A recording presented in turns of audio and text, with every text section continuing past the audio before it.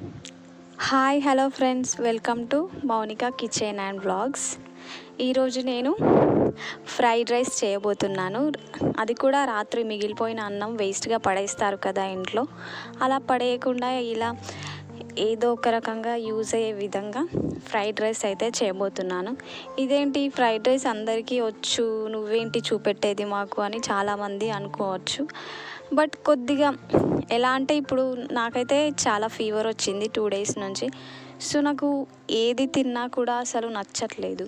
నేను అందుకే ఈ విధంగా కొద్దిగా స్పైసీ ఫ్రైడ్ రైస్ రెడీ చేసుకున్నాను ఇంట్లో.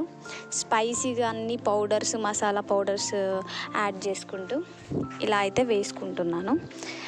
మీకు కనుక ఈ వీడియో కావాలి అనుకుంటే, ఈ విధంగా ఫ్రైడ్ రైస్ కావాలనుకుంటే తప్పకుండా స్కిప్ చేయకుండా చూసేయండి.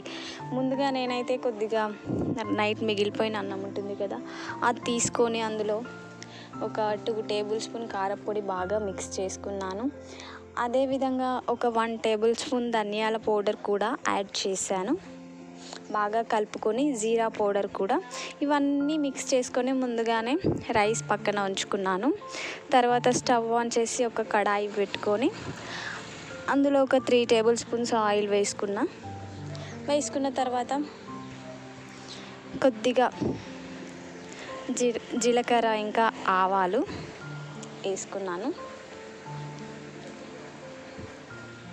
జీలకర్ర ఇంకా ఆవాలు వేసుకొని ఒక హాఫ్ ఆనియన్ సరిపోతుంది, హాఫ్ ఆనియన్ ఇంకా ఒక 2-3 పచ్చిమిర్చీలు,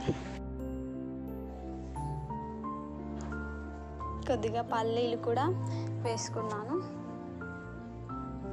ఇవన్నీ బాగా గోల్డెన్ బ్రౌన్ వచ్చే వరకు వేయించుకోవాలి.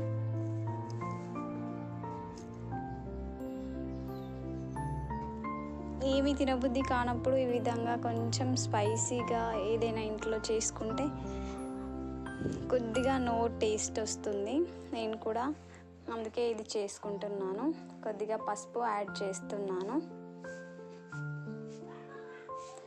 ఇందులో కావాలంటే అల్లం కూడా వేసుకోవచ్చు, బట్ ఆల్రెడీ నేను రైస్ని బాగా స్పైసీగా చేసేసాను. అల్లం వేస్తే ఇంకా ఘాటుగా అయిపోతుంది కదా.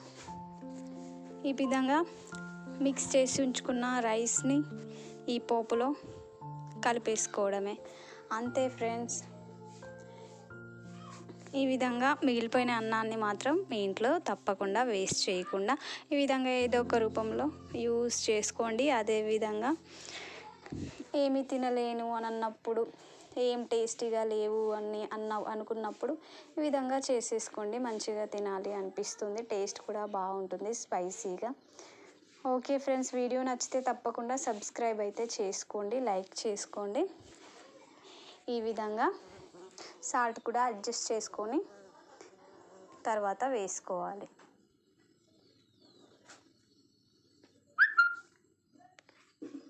ఇంకా మరిన్ని ఎన్నో మంచి వీడియోస్ చేస్తాను. తప్పకుండా మీ సపోర్ట్ నాకు ఉంటుందని అనుకుంటున్నాను.